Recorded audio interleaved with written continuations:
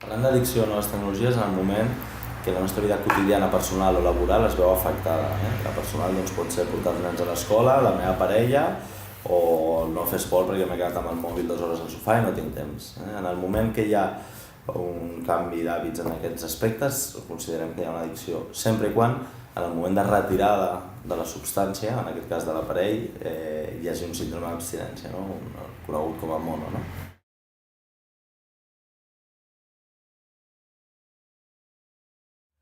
Estem trobant en casos en què hi ha molt conflicte pares-fills, també hi ha molt conflicte home-dona o parella, sigui quin sigui la parella, doncs molt conflicte de parella, de que un està més pendent del mòbil o a través del mòbil he vist o sento o crec.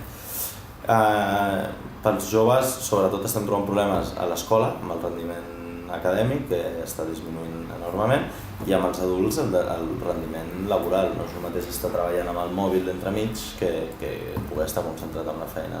Al final són petites coses que cada cop es van fent més gran i que poden arribar a causar la mort, com un accident de tràfic per mirar el mòbil. Avui llegia que el ciclista aquest italià que va morir va ser atropellat per un home que anava mirant el mòbil, un vídeo del mòbil, amb el qual, vulguis o no, si tu estàs mirant el vídeo, tu anaves amb la bicicleta, si aquella persona no hagués utilitzat malament el mòbil, que en aquell moment era en conducció, estaria viva, no?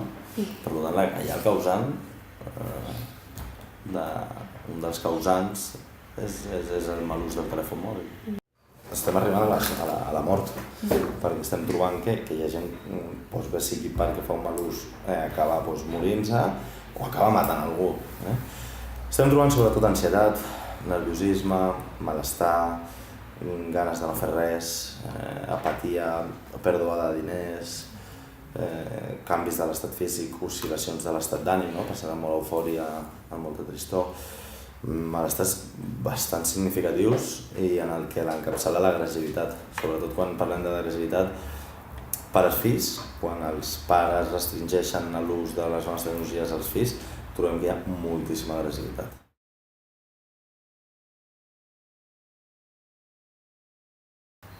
Aquí s'han d'establir lleis de l'ús del telèfon mòbil. Per començar, les famílies tenen un merder increïble des dels 6, 7, 8, 9 anys que el nen vol un mòbil, ja sigui del seu pare o que ja el demana per ell. Als 12 tots tenen mòbil. És una barbaritat. Llavors, si hi hagués una norma estatal que un jove de 16 anys, fins als 16 anys no pot tenir mòbil, igual que l'alcohol, o igual que la venda d'alcohol a tendes o la venda de tabac a menors, doncs òbviament de drogues, es frenaria tot això. Això per començar, no?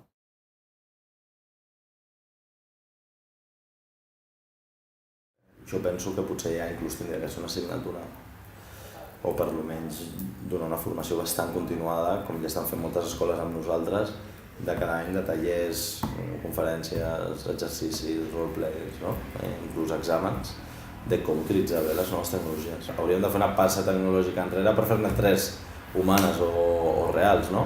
No és allò que ens anem a escriure en pedres, és que hi ha moltíssimes escoles i de molt nivell que no utilitzen les TIC i els va molt millor.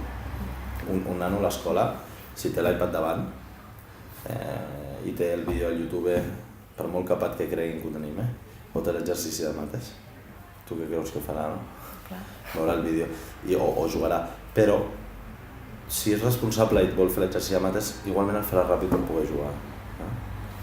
Llavors això afectaria el nivell acadèmic també? I augmenta l'addicció, és a dir, què fa un tio que fuma? Fuma molt, no? Doncs si li donem tabac serà pitjor. A aquest nano li estàs donant una dosis de tabac estupenda, perquè li estàs dient juga, que mola. Llavors arriba a casa i què penses que farà sense ningú que el vigili?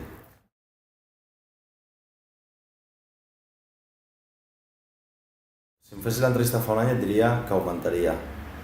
Ara crec que hem fet un pic.